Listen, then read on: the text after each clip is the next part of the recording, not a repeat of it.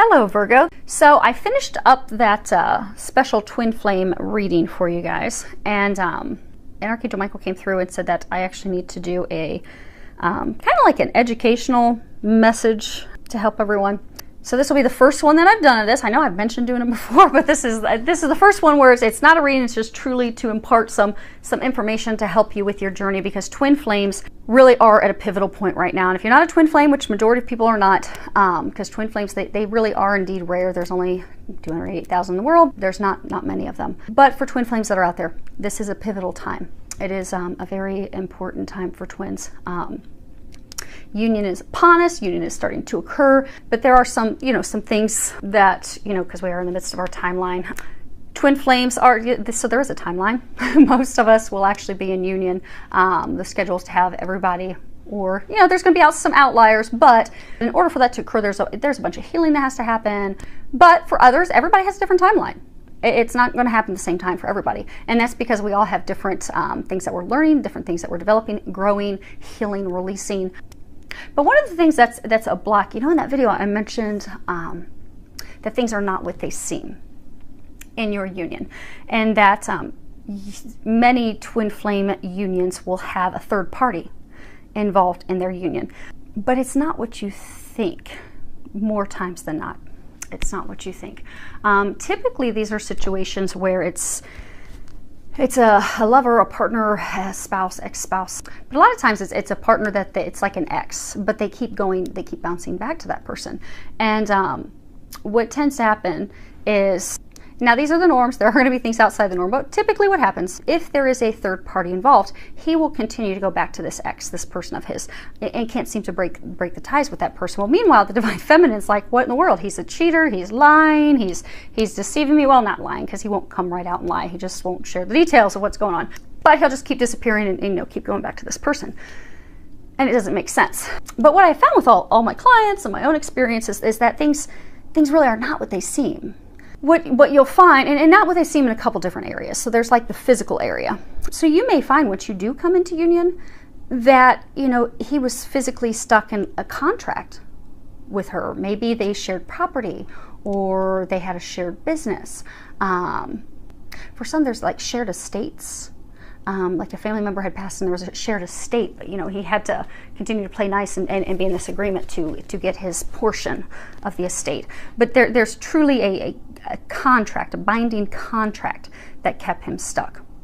Now with many of the others, what you'll find is, you might find both actually with some of them, but you'll find it's actually a spiritual contract that keeps him stuck. And it's usually a contract with a feminine. And it's funny because the feminine, and I have all these clients, and there are some actually true males that are actually the divine feminine. They open up first. But they get so frustrated, why do they keep going back to that person? And why won't they break themselves free? And why don't they see what this is? And they really get mad at their twin, and they get mad at that person.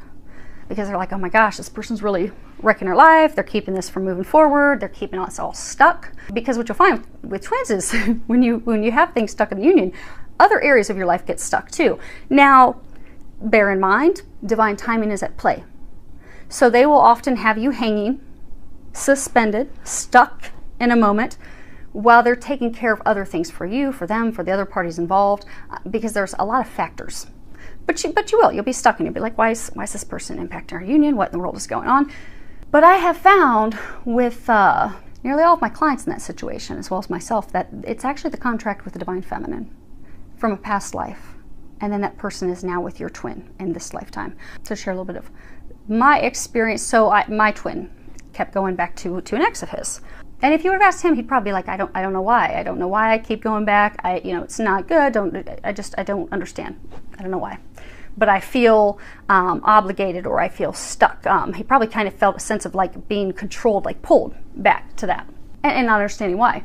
So I had a past life regression 4.5 years ago, and this woman had done this past life regression, and it was a life of mine, and I had this husband, and our child had drowned at a very early age, about 5 years old, and then this husband of mine was like leaning over my face as I was passing away, also very young myself, saying that he was never going to let me go.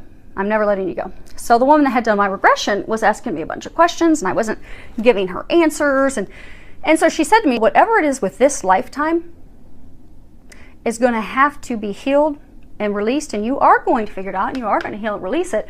But that is why you are stuck in every area of your life, because of what happened in that lifetime.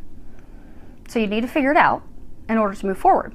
And so here I am like, no, that's why I paid you to help me figure it out. But there was no information coming from me on that. She said, no, it's all on you. You've got to figure it out.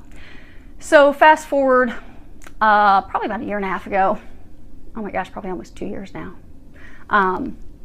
I was doing dishes, and typically Jesus will come in and tell me I have to cancel a soul contract with someone when I'm doing dishes. So I was told that I had to cancel a soul contract with someone.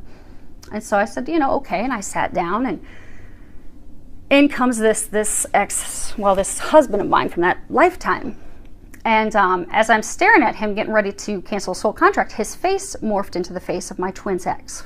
I went to proceed forward because when you do soul contract cancellations, you ask, that person if they would like to cancel the contract with you. If they say no, you just let them know you're going to proceed and move forward, and it will still be effective. So I asked her if he wanted to cancel a soul contract with me, and she said no. She was very angry, furious.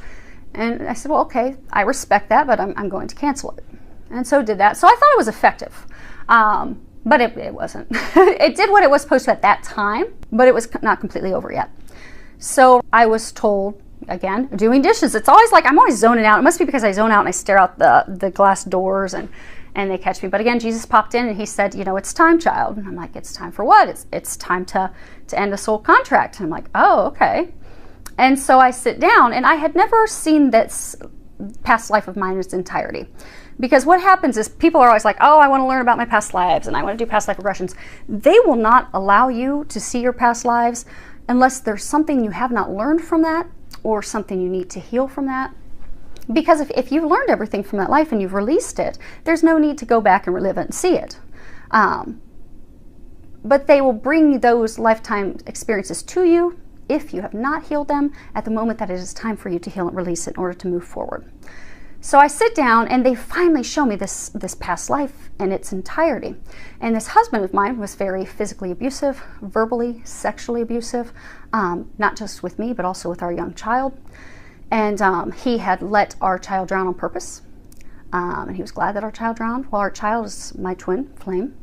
But he was very cruel. And within a year and a half or so of our child drowning, I passed on as well from a broken heart. And that's why he was very angry when he was leaning over me when I was, crossing over to the other side. So fast forward, that husband of my lifetime, our child, which is my twin, that he let drown, is now his ex in this lifetime. And it's not her. It's this dark thing. So they finish showing me this lifetime, and then they bring my twin in. And I can always tell there's going to be something dark when I've got Jesus on one side and Archangel Michael on the other. Because at that point, I had started doing depossessions. And so I was asking them, after it was all done, why did you guys let me think that this was effective when we did this, a year and a half earlier? And they're like, well, because you were not yet ready to handle something this dark. But now you're ready. And I saw why, because they brought in my twin, and then they brought her in, which was the husband. And same thing, I got to see this husband of that lifetime morphed into her and all of her features, but then I got to see this demonic reptilian thing that was possessing her, that was controlling him, controlling me, that past lifetime and this lifetime. So I had to do a depossession because it wasn't her. I mean, typically if someone has a lot of anger and things, it's because there's something possessing them, something inside of them that's doing that, because we are made in the likeness of God. We are of love. So if it's not of love, there's something else causing that for that person. And once the depossession was done, I went over to help her up. She didn't know who I was. She didn't know who he was. Let her know that we love you. We're old friends. We're here to help. Asked her if she would be willing to cancel the soul contract with us. She was very amicable. She's like, well, yeah, let's do that. And so we finally canceled the soul contract. And at that point, Jesus said, it's finally over. It's finally done. Finally finished. And I don't know from his end what they did, because I didn't share that with him. Now, for all I know, on his end, he probably realized around November, December when that happened, that he was finally able to start disentangling himself from her. Whereas in all these years in the past, he couldn't do it and couldn't even explain. If you would ask him, he probably could not even explain why. I just feel stuck. I don't know why I can't free myself from this. But at that point, he probably had the relief to be able to finally start freeing himself. Because the interesting thing is, it sounds woo-woo and spiritual out there, but when there is a depossession that has to happen, it really does physically impact the person's life and those around them. My first depossession was actually with a close family member of mine. And I had for a long time kept having to cut these cords between her and I, because I would just feel overwhelmed with this anger. And I even asked her about it at one point. I said, do you sometimes just feel overwhelmed with anger and fury and just being filled with hatred and anger? And she's like, yeah, I do. And I don't know why. And I don't know what to do about it. And I'm like, okay, well, I just had to continue to cut the cords. And one day I was told I had to sit down and do a soul contract cancellation. So I sat down, at Jesus on one side, Archangel Michael on the other. And in comes this family member of mine, and then her face morphed into this reptilian, demonic-looking thing. And one of its arms sprouted out to go and grab me, and Archangel Michael cut the arm off and said, no, not anymore. You're done. It's over today. And Jesus leaned over and told me, tell it to get out of her, child. Command it to get out. And I was like, no, because I was terrified. I was physically trembling. I've never been so scared. And I'm like, no, Jesus, you tell it to get out of her. And he's like, no, little one, you have to realize your power. Command it to get out of her. And I'm like, no. Archangel Michael, can you tell it to get out of her? And he's like, no, little one, it's your time. You have to do this. I'm like, okay. And so commanded it to get out. It was probably the weakest sounding command ever, but it worked. It was effective. It got out of her. I did not tell this family member of mine that until a few months later. We were talking. I asked her, how are you feeling? How have you been doing? And she's like, good. And I said, well, that anger that you were having, are you still having that anger? And she's like, no, I'm not. It's like completely gone. And so I, knowing the date of when we did depossession, asked her, I said, oh, so has it been gone for about 3 months? Maybe it stopped around this time. And she's like, yeah, actually, come to think of that, it's exactly when it stopped. She said, it's just great. I don't feel the sadness, the depression, the anger, this total hatred, fury coming out of me. She said, I'm just so happy again. I feel amazing. I don't even know why. So these things sound spiritual when we went out there, but they really do physically manifest in our lives. So with that being said, things are not what they seem with your twin. So if you are in a love triangle with your twin and they continuously go back to someone, please know that there's something spiritual to that. There's a lesson that they're needing to learn. There's a lesson that you're needing to learn. It's likely a soul contract between you and that person. It could be a contract between them. Now, what I've seen with most of my clients, it's a contract between the Divine Feminine. Because with this twin flame journey, it's the Divine Feminine that starts to give birth to this union, to start to do the work. So a lot of this stuff stems with contracts with the Divine Feminine. But what you'll also find with twin flames is one or both of them is going to have someone, a family member, a close friend, a lover, an ex, that is possessed by something demonic, typically. Because there's a spiritual war going on. And the dark do not want twins, which we are here embodying love. That's what it is. We are God's love incarnate. There's a spiritual war going on. Dark does not want that love to be spread. So they will attach to your loved ones to try and stop that from happening. So you will find that. So with that being said, things are not what they seem. So if you're in a love triangle, work on overcoming the fear, and because bottom line, it all stems down to fear. You're fearful that this person is going to keep you from coming to union with your beloved. So you will experience anger and jealousy and sadness and frustration, and oftentimes that is pegged on that person that your twin keeps going back to. But it's not them.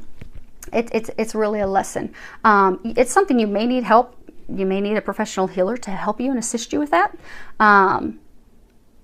But if you're not to that point and you're not being guided to do those things yet, at least be able to overcome those emotions and come from a place of unconditional love and understanding, and know that this is, when the time is right, you will discover what that lesson is. That is to free the two of you from that when the time is right. And send that person's, whoever they have that soul contract with, send that person love, because they are helping you grow. They're helping your twin grow. It may not seem like it the way it's physically manifesting, that this person keeps going back to them, that you love and want to be with, but they are a soulmate of his and yours. Because soulmates, you know, soulmates are across the board. You can have soulmates that are lovers, family members, friends, but you also have soulmates that their purpose truly is to come into your life and turn it upside down and cause you a lot of turbulence and heartache and challenges, but that's with the intent that the agreement you made on the other side was so that it would help you grow and evolve. And if the person is, if it is something where there is a possession, something that needs to be removed, something that's attached to them, it's not that person that's making them act that way, that's got everyone stuck. It's not that person. That person's love too. So just keep that in mind. So if you're stuck in a love triangle, just keep that in mind. Come from a place of love. Try to overcome those feelings, those emotions, because things truly are not what they seem. And along your journey, you'll be given the steps, and that's why it's very important to listen to the steps that you're being guided. And if you don't hear Jesus and Angels chat, because we all have different clair skills, different psychic skills. Some of us are seers, some of us are knowers. True twin flames, you're going to have a strong psychic gift. Mine is hearing. I hear them chat all day long. But you may be a seer. So maybe you're getting images of what your next step is. You may not be ready yet to remove from this triangle. Because they may be wanting you to focus on opening up maybe your spiritual gifts so you can do a spiritual practice at some point. Or maybe they're trying to get you physically relocated. They're trying to get you to move. So they're not having your focus on this connection, this union yet, because it's more important for them to have you doing something else. So whatever signs they're giving you, act on those signs. Take those steps, because that's the perfect thing that you're supposed to be doing at that moment. Because it's kind of like a puzzle. All the pieces have to fall in. Kind of like with that soul contract cancellation. I thought it was done a couple years ago. No, that was just the little part that had to be done then. And whatever it was doing, because it obviously wasn't, well, from my knowing, it was not impacting me, but it was doing something to help him. But it wasn't complete. But they will have you do what is meant to happen at that time to put that puzzle piece in. So things will fall in as they're perfectly timed, as they're perfectly meant to. All you need to do is follow the steps and really truly come from a place of unconditional love, knowing that if there really is a love triangle, things really aren't what they seem. It's going to be okay when the time is right, and just keep praying and asking for the guidance. So I hope that helps all of you. Filled with a lot of love, joy, and blessings.